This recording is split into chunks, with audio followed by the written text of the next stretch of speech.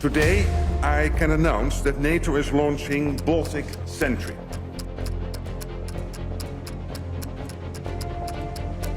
And we also talked about this so-called shadow fleet. And monitoring of key areas for our alliance. What you see now is the tanker Eventin that was miraculously towed back to port by the Germans. It was not far away from possibly the biggest environmental disaster in the Baltic Sea in history. Well, there was a failure of all onboard systems on the ship, causing the vessel to lose its ability to maneuver. The situation was exacerbated by the fact that 99,000 tons of oil were on board, which if it had spilled into the sea near Sassnitz on the coast of German Rügen, then seaside resorts such as Swinoujscie, Kolobrzeg and Miedzyzdroje would have been contaminated. The water would have been unusable for years, bringing economic tragedy to the entire Western Pomerania. The losses could have been unimaginable. Losses would have been counted in the tens of billions. And all this by the Russian shadow fleet, which regularly supplies Russia with all the goods it needs while avoiding sanctions. Not so long ago, because on the first day of Christmas, Fingrid, the operator of the Finnish power grid, announced the failure of the Estlink 2 cable, which runs along the Baltic Sea, connecting the Baltic countries with Finland. It's a project designed to improve energy security in the region. Preliminary investigation results indicate that it was sabotaged by a Russian shadow fleet. Our message is quite clear.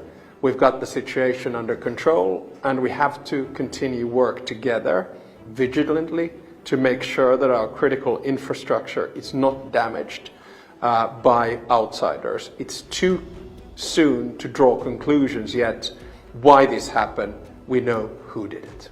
In addition, a month earlier, 2 internet cables were damaged on the bottom of the Baltic Sea.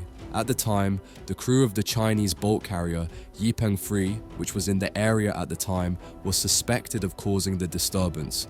The ship performed strange maneuvers near the island of Åland, circling the area for about 1.5 hours, but eventually sailed on to its destination.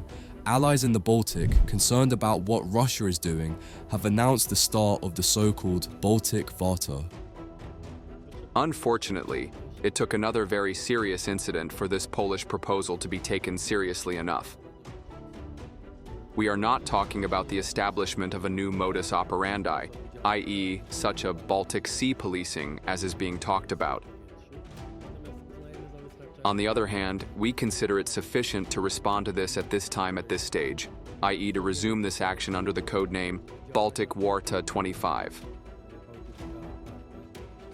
So in today's material, we will discuss for you what critical points Russia can still sabotage, what kind of threat it poses to us, and what NATO is doing to strengthen its position in the Baltic. I invite you to view the material. Key decisions are being made in the frigid Baltic Sea. The summit of NATO's Baltic Sea allies, a symbol of determination in the fight for the region's security, was held in Helsinki at the initiative of Finland, Estonia, and NATO. Leaders of the countries bordering the Baltic Sea signed an agreement setting in motion a 90-day plan for NATO's enhanced protection of the Baltic Sea. Today, I can announce that NATO is launching Baltic Sentry. This military activity is part of our ongoing effort to enhance maritime presence and monitoring of key areas for our alliance. It will involve a range of assets, including frigates and maritime patrol aircraft, among others, and will enhance our vigilance in the Baltic. The Guard the Baltic mission is a response to the actions of Russia's shadow fleet, which is increasingly sabotaging critical infrastructure and could cause further destabilization. The Baltic Sea, peaceful for decades, is now becoming an arena of tension. The destruction of the Nord Stream and Baltic connector pipelines, the damage to fiber optic cables. This is no accident, but a warning. Saboteurs are testing the limits to see how far they can go. NATO responds with full force.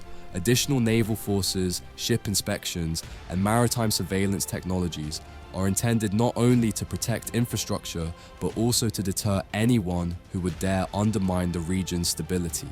NATO's Baltic Sentry initiative and the establishment of the Task Force Baltic Command in Rostock signal that the Baltic Sea is becoming a key theatre of operations, with full coordination of land, sea and air operations. It should be noted that the Baltic Sentry initiative came into being partly on the basis of Polish proposals. Well, already on November 27, 2024, Poland proposed to strengthen the control in the Baltic Sea, modelled on the air policing system, i.e. the protection of NATO airspace. For us, it is important that NATO as a whole has decided to participate in this Baltic security project. And we have also talked about the issue of this so-called shadow fleet, i.e. ships registered under various, well, strange flags in quotes, which participate in the export of oil from Russia through the Baltic Sea. And it was some of the incidents that were allegedly authored by ships from this so-called shadow fleet. We will look for the rights. It's not as simple as that, but all countries have committed themselves to looking for a legal framework for action to counter possible acts of sabotage, not just to react to what happens. And this Finnish model shows that we are all ready to react more strongly. If something happened in Polish territorial waters, I hope not. Poland would not hesitate to stop such a ship if it happened in our territorial waters. The Polish Navy has quite limited capabilities. It is only at the stage of expanding its investments in the Navy. As for the protection of facilities, the gas port in Swinoujscie or the naphtha port in Gdansk, 4 warships constantly control and secure this critical infrastructure. Currently, the most modern ship in Poland is the patrol corvette ORP Ślązak. Despite the fact that many years have passed since the beginning of its construction, it is still a modern ship, hampered by the lack of a full set of armaments. However, it is Sweden that has a much more powerful navy than Poland, despite a population 4 times smaller. Strength of submarines, and of course me being biased in that, partial to it, and being here for 32 years, I would say we've been a submarine force since 1904. Mainly operating in the Baltics and the nearby oceans as well. We are throughout that time as well been self-sufficient on technology, crew training, environmental experience as well. So I would say that, all in all, would be the strength of the Swedish submarine force. It's now a quite small fleet compared to what we had in the 70s or 80s, but it's hopefully a more powerful fleet. Ship to ship. So the strength of the Swedish Navy, I'd say, is that they have a littoral capability that few countries have. We have the archipelago in Sweden, very specific terrain for the Baltic. Sweden has it, Finland has it, but the Swedish Navy can operate in these waters. I think that is what makes it stand out. Under the waters of the Baltic Sea lie many critical pieces of infrastructure, including those vital to various countries. On Tuesday, January 14th, TVP World reported that a ship from Russia's Shadow Fleet was circling the Baltic section of the Baltic pipeline, which transports gas from Norway to Poland. The public broadcaster quoted Polish diplomatic sources on the matter. Baltic Pipe is a strategic gas pipeline connecting Poland to Norway via Denmark, which will be launched on October 1st, 2022. It is crucial for Poland to become independent of Russian gas supplies, a priority after Russia's invasion of Ukraine. The pipeline will be able to transport up to 10 billion cubic meters of gas per year, covering about 50% of domestic demand. Thanks to Baltic Pipe, Poland has access to stable gas supplies from Norwegian resources. It is therefore a key infrastructure for maintaining Poland's energy stability. Russia would probably like to launch an attack on Baltic Pipe, but the Polish military has denied reports by TVP World about possible preparations for an attack. Nevertheless, no one is taking the threat off the table, which is why appropriate measures such as constant patrolling of these waters have been taken. There are up to 30 international cables running along the bottom of the Baltic Sea, including safety-critical energy bridges and telecommunications links. In addition, there are 6 gas pipelines. An attack on any of these facilities could lead to serious disruption of even an entire country, as in the case of Poland and Baltic Pipe. Currently, the most important country with the greatest potential in the Baltic Sea outside Russia is Sweden.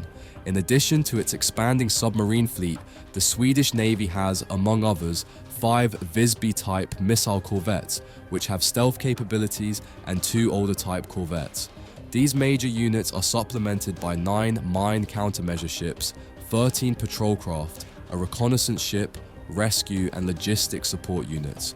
Poland in turn has now purchased 3 frigates with an option for 5 more.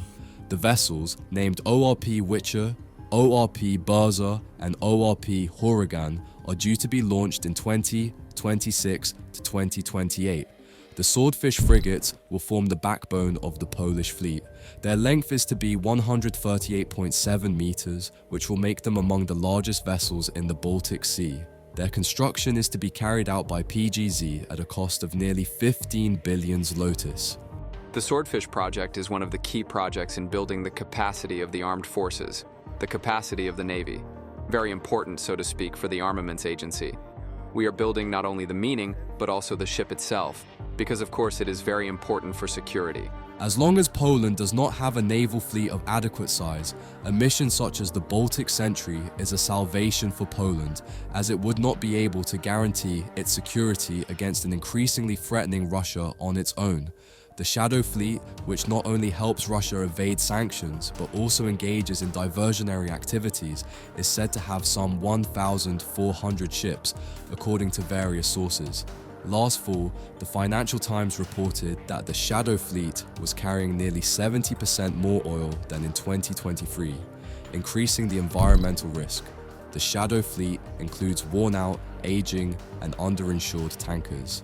As recently as June 2023, they were carrying 2.4 million barrels of oil per day. By June 2024, however, the figure had risen to 4.1 million barrels. In addition to the threat of sabotage, the Shadow Fleet poses another major problem. Well, on December 15th, 2 Russian tankers, Volga-Neft 212 and Volga-Neft 239, sank in the Kerch Strait after their hulls broke in half. The oil spill contaminated the coast of Russia's Krasnodar region. The very next day, on Monday night, another tanker, Volgoneft 109, broke down in the Sea of Azov. And on Tuesday evening, SOS signals were sent from the Russian tanker Mercury. First of all, we need to clear a path for the ship. The distance is considerable. We will do this in the next 24 hours. We're deciding how to do this and what forces and capabilities we will use.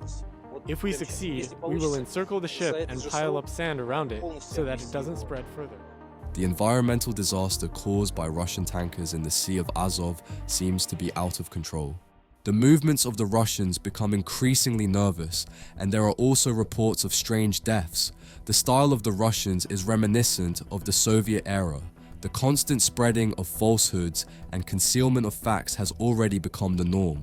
As recently as December 2024, there were reports on the internet that bags of contaminated sand collected by volunteers were simply buried on the beaches.